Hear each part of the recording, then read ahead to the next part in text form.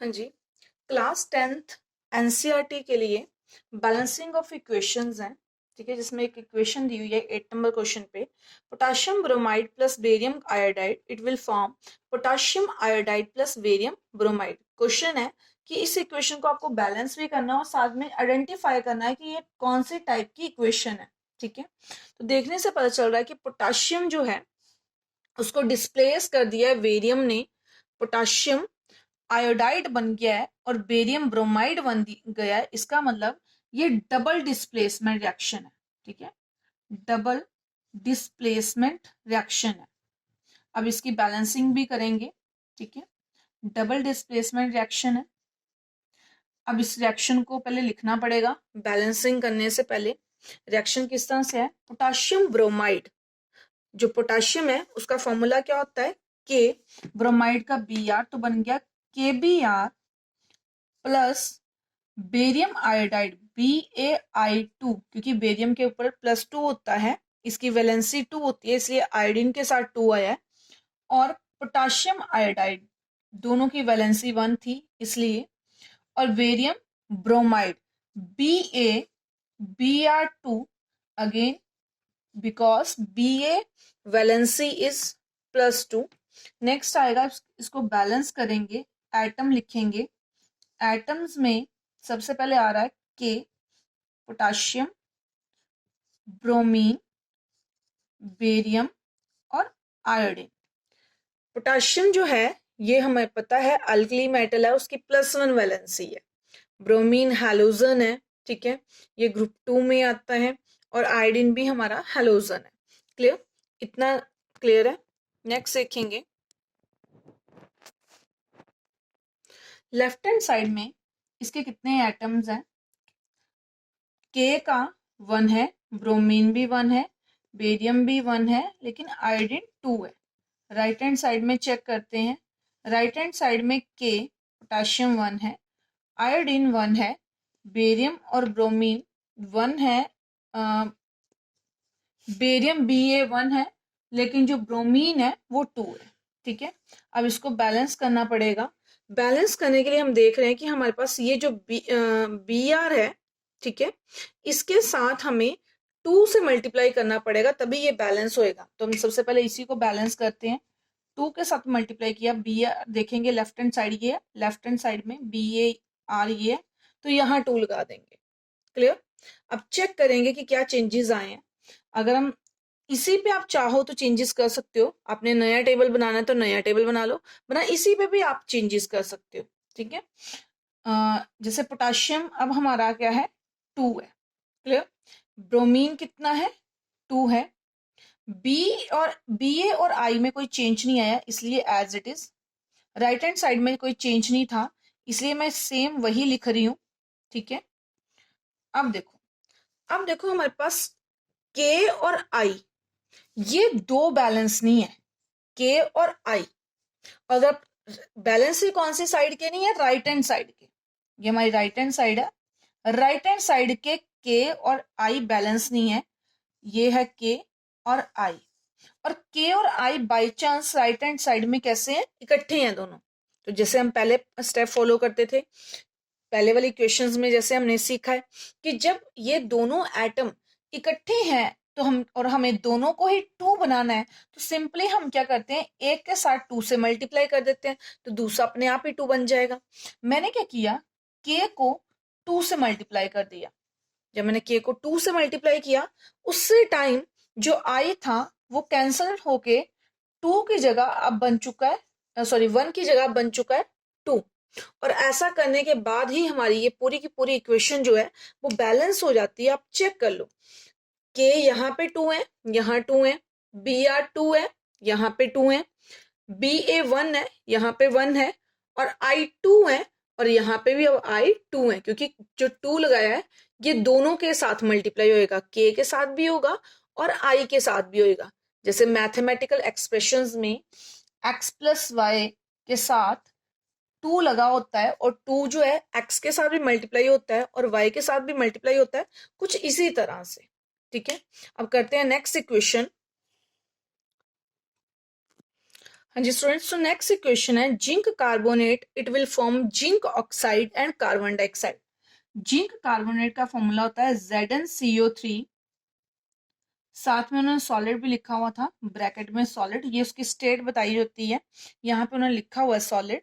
ठीक है, क्या बनाता है जिंक ऑक्साइड, ZnO लिखते हैं ऑक्साइड को, ये भी सॉलिड बताया हुआ है, और साथ में कार्बन डाइऑक्साइड गैस बन रही है, गैस को जी लिख दिया हमने। क्लियर। अब उसने कहा कि इसको बैलेंस करके भी बताओ और साथ में ये भी बताओ ये कौन से टाइप की रिएक्शन है। ठीक है, अगर हम देखें एटम्स चेक करें इसके, तो Zn, C और O तीन ही एटम है इसमें। Zn जो हमारे पास है वो लेफ्ट हैंड साइड में चेक करेंगे कितना है, लेफ्ट हैंड साइड और राइट हैंड साइड।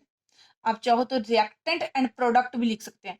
जो लेफ्ट हैंड साइड में होते हैं इनको हम रिएक्टेंट्स कहते हैं। ठीक है, आपने याद रखना है, इनको रिएक्टेंट कहते हैं। और जो राइट हैंड साइड में बाद में जो बन जाता है दैट इज अ प्रोडक्ट। ठीक है, तो यहाँ पे दो प्रोडक्ट है, रिएक्टेंट एक है लेकिन प्रोडक्ट दो है। क्लियर। तो जिंक है, जिंक यहाँ पे 1 है, इधर भी जिंक 1 है, सी यहाँ पे 1 है, इधर भी C1 है, यहाँ पे ऑक्सीजन 3 है, और यहाँ पे ऑक्सीजन 1 + 2 ये भी 3 है। दैट मीन्स इक्वेशन तो ऑलरेडी बैलेंस है। क्लियर। नेक्स्ट, अब रिएक्शन की टाइप कौन सी है, तो ये टाइप आती है डीकम्पोजिशन। डीकम्पोजिशन का मतलब होता है टूटना। ठीक है, डीकम्पोजिशन रिएक्शन है ये। डीकम्पोजिशन रिएक्शन वो वाली रिएक्शंस होती हैं जो टूटता है, जिसमें एक एक सिंगल रिएक्टेंट होता है। ठीक है, एक सिंगल कोई ए रिएक्टेंट होता है जो टूट के 2 या 2 से ज्यादा प्रोडक्ट देता है। हमारे इस केस में सिर्फ 2 ही प्रोडक्ट बन रहे हैं, मान लो बी और सी है, लेकिन ज्यादा प्रोडक्ट भी दे सकता है। ठीक है, तो इसका नाम है, इस टाइप की रिएक्शन का नाम है decomposition reaction. Next third type करते हैं। नेक्स्ट हमारा है hydrogen plus chlorine, it will form hydrogen chloride. बहुत सिंपल सा है, हाइड्रोजन गैस है H2 और क्लोरीन भी गैस है Cl2। ठीक है, ये क्या बना रही है hydrogen chloride that is HCl। ठीक है, हाइड्रोजन H कभी नहीं आती है, H2 आती है, क्लोरीन अकेली नहीं आती है, क्लोरीन गैस आती है Cl2, और ये हाइड्रोजन क्लोराइड गैस बना रही है। ठीक है, अब इसकी बैलेंसिंग और इसकी टाइप बतानी है, तो बैलेंसिंग के लिए आपको ज्यादा कुछ करने की जरूरत नहीं। हम देख रहे हैं लेफ्ट हैंड साइड में हाइड्रोजन भी 2 है और क्लोरीन भी 2 है, और राइट हैंड साइड में दोनों 1 है, तो सिंपली हमने दोनों एलिमेंट्स के आगे क्या लगा देना है 2, क्योंकि 2 लगाते ही यहाँ पे भी 2, ये भी 2 बन जाता है, हाइड्रोजन भी 2 बन जाता है और क्लोरीन भी 2 बन जाता है। तो इसी से ये रिएक्शन क्या हो जाती है, बैलेंस हो जाती है। हाइड्रोजन 2 है, क्लोरीन भी 2 है, तो हम क्या करेंगे राइट हैंड साइड में यहाँ पे क्या लगा देंगे 2 लगा देंगे। क्लियर। नेक्स्ट, अब ये कह रहा है कि ये कौन सी टाइप की रिएक्शन है। अगर हम देख रहे हैं तो इसमें 2 कंपाउंड जब 2 और मोर रिएक्टेंट कंबाइन करते हैं, रिएक्टेंट्स कंबाइन करते हैं और एक सिंगल प्रोडक्ट बनाते हैं, क्योंकि यहाँ पे सिंगल प्रोडक्ट बन रहा है, सिंगल प्रोडक्ट बनाते हैं, तो उस टाइप की रिएक्शन को जो है वो कहा जाता है कॉम्बिनेशन रिएक्शन। क्या कहा जाता है, कॉम्बिनेशन रिएक्शन। क्लियर, तो इसका नाम है कॉम्बिनेशन रिएक्शन। नेक्स्ट हमारे पास क्वेश्चन दिया हुआ है, नेक्स्ट रिएक्शन दी हुई है, वो करते हैं सॉल्व जी। तो नेक्स्ट रिएक्शन है magnesium plus hydrochloric acid, it will form magnesium chloride plus hydrogen. Magnesium का फॉर्मूला होता है Mg, hydrochloric acid HCl, magnesium chloride का MgCl2 और प्लस हाइड्रोजन। ठीक है, ये हमें दिया गया है, इक्वेशन दी गई है। अब उसने पूछा कि ये कौन सी टाइप की रिएक्शन है और इसको बैलेंस करना है। अगर पहले टाइप को देख लिया जाए तो जो हाइड्रोजन है उसको उसकी पोजीशन से हटा के उसकी पोजीशन ले ली हुई है मैग्नीशियम ने, क्योंकि मैग्नीशियम ने हाइड्रोजन को उससे उसकी पोजीशन से हटा के हाइड्रोजन गैस अलग बन गई है और पोजीशन ले ली और ये मैग्नीशियम क्लोराइड बन गया हुआ है, इसलिए ये टाइप की रिएक्शन को कहते हैं डिस्प्लेसमेंट रिएक्शन। ठीक है, ये कौन सी टाइप है, डिस्प्लेसमेंट। डबल डिस्प्लेसमेंट होती अगर मैग्नीशियम ने भी कोई सॉल्ट बनाया होता, इधर कोई मैग्नीशियम क्लोराइड या कुछ मतलब, या मैग्नीशियम क्लोराइड तो ये बन रहा है, कोई और सॉल्ट होता है, और हाइड्रोजन और मैग्नीशियम ने आपस में अगर पोजीशन एक्सचेंज की होती है और दो कंपाउंड बने होते, तब हमने डबल डिस्प्लेसमेंट बोलना था। यहाँ पे हमारे पास ये डिस्प्लेसमेंट रिएक्शन है, ठीक है। अब इसकी बैलेंसिंग करेंगे। इस इक्वेशन के जब एटम लिखे गए तो हमने देखा कि मैग्नीशियम लेफ्ट हैंड साइड में 1 है, हाइड्रोजन भी 1 है और क्लोरीन भी 1 है। राइट हैंड साइड में मैग्नीशियम 1 है, क्लोरीन और हाइड्रोजन दोनों ही 2 है, ठीक है। अब हम क्या देख रहे हैं कि लेफ्ट हैंड साइड में हाइड्रोजन और क्लोरीन दोनों हमें 2 चाहिए, ठीक है। इन दोनों के साथ ही 2 आना चाहिए। और अगेन वही बात कि बाई चांस ही ये दोनों लेफ्ट हैंड साइड में इकट्ठे हैं, H और Cl चाहिए ना हमें 2, और दोनों ही इकट्ठे हैं, तो हम क्या करेंगे, दोनों में से किसी एक के भी, मतलब हमने 2 लगा दिया, यहाँ पे मल्टीप्लाई कर दिया है, दैट मीन्स यहाँ पे हमने 2 से H को मल्टीप्लाई किया और अपने आप ही Cl भी क्या बन चुका है, 2 बन चुका है। दैट मीन्स अब यहाँ पे Cl 1 नहीं 2 बन गया है, ठीक है। और इसी के साथ ये इक्वेशन क्या हो जाती है, बैलेंस हो जाती है। तो इसी के साथ ये 4 टाइप की इक्वेशंस थी जिनको बैलेंस करना था और टाइप बतानी थी। इस तरह की आपको क्वेश्चंस कोई भी आ सकती हैं बैलेंसिंग के लिए, और टाइप पूछी जा सकती है।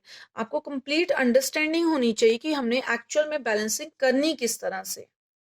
क्लियर?